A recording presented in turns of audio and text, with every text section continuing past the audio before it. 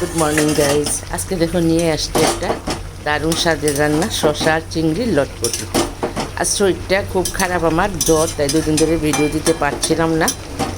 আজকে একটু সুস্থ মনে হচ্ছে, তাই ভিডিওটা দিলাম।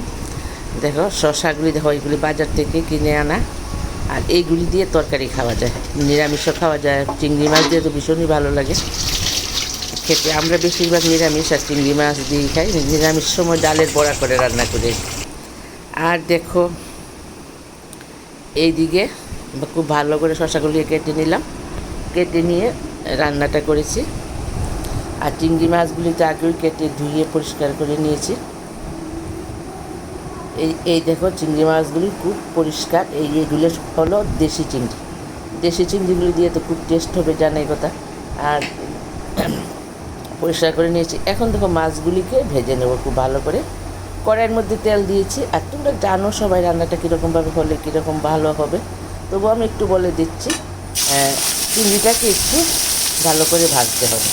ভাজাটা ভালো হলে রান্নাটা টেস্ট আসবে, তাই আমি চিংড়িটাকে একটু ভালো করে ভেজে নিচ্ছি। হলুদ আর নুন দিয়ে ভাজতে হবে চিংড়িটাকে। মোটামুটি ভাজাটা হয়ে আসছে।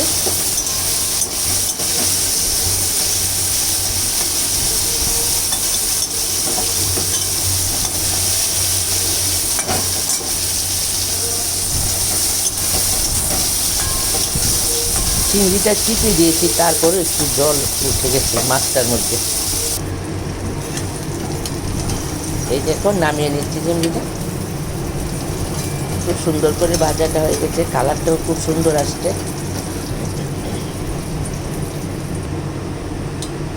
এখন দিয়ে দেবো কালো জিরে ফোড়ন, আর সঙ্গে পেঁয়াজ থাকবে।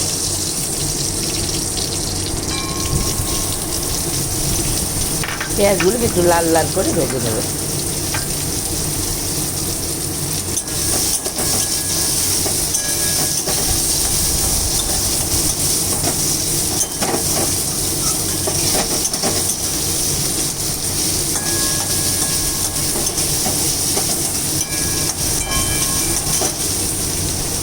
ভাজাটা হয়নি এখনও, আর একটু হবে।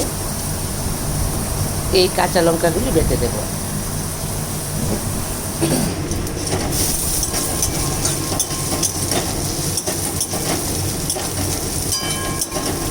লাল লাল হয়ে ভাজাটা হয়ে আসছে। এখন দিয়ে দেবো মশলাগুলি।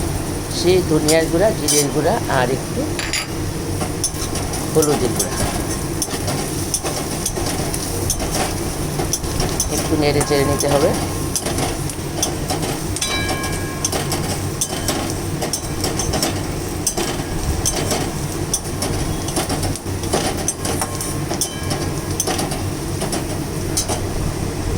এবার দিয়ে দেবো কাঁচা লঙ্কাগুলো বেটে রেখেছি, কাঁচা লঙ্কাটা। মেন মশলাই হলো কাঁচা লঙ্কা।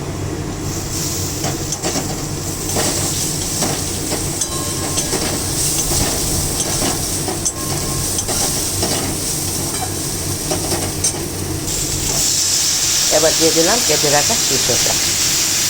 শসাগুলি স্কোয়ার স্কোয়ার করে কাটতে হবে। শসা কাটলে যেইভাবে কাটলে সেইভাবেই হবে, সুন্দর করে কেটে নিতে হবে। চিকন চিকন করলে কাটলে আবার দেখতে জিনিসটা ভালো লাগবে না, তাই আমি এমন গোল গোল করে কেটেছি। এবার একটু নুন দিয়ে দিলাম। এখন আবার আস্তে ছোট্ট হয়ে যাবে। একটু ঢেকে দেবো, নেড়ে চেড়ে।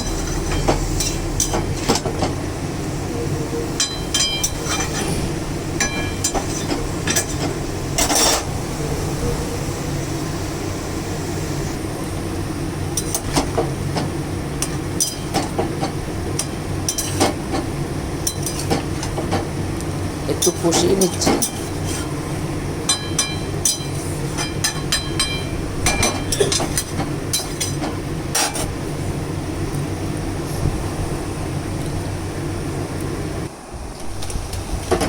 এখন একটু ভেঙে দেব চাশনিটা দিয়ে। মা, জেঠি, শাশুড়ি মা এইভাবেই রান্নাটা করতো।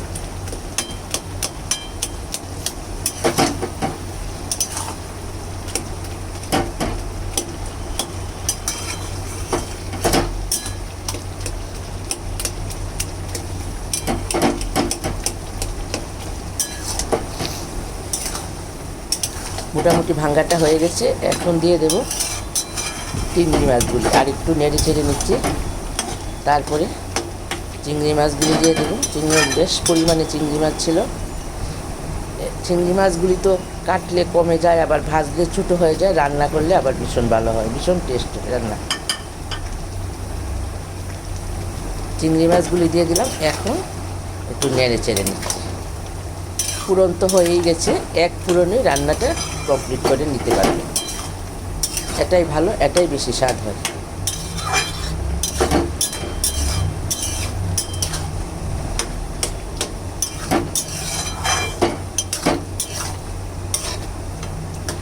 তো কি সুন্দর হয়ে গেছে চিংড়ি আর শসা। বন্ধুরা, আশা করি ভালো লাগবে। ভালো লাগলে একটা লাইক, একটা সাবস্ক্রাইব দিয়ে পাশে থেকে।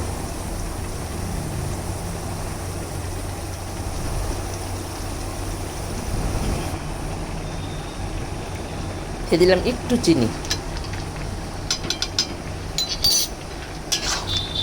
একটু টেস্টের জন্য অল্প দিয়েছি।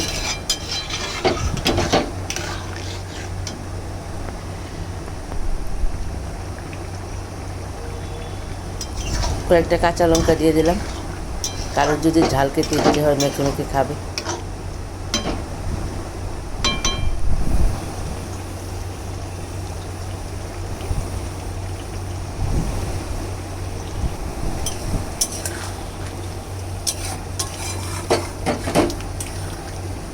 রান্নাটা কমপ্লিট হয়ে গেছে বন্ধুরা।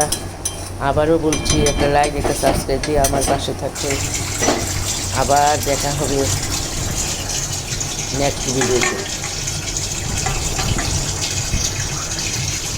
ধন্যবাদ তোমাদের সবাইকে। সবাই ভালো থাকো, সুস্থ থাকো।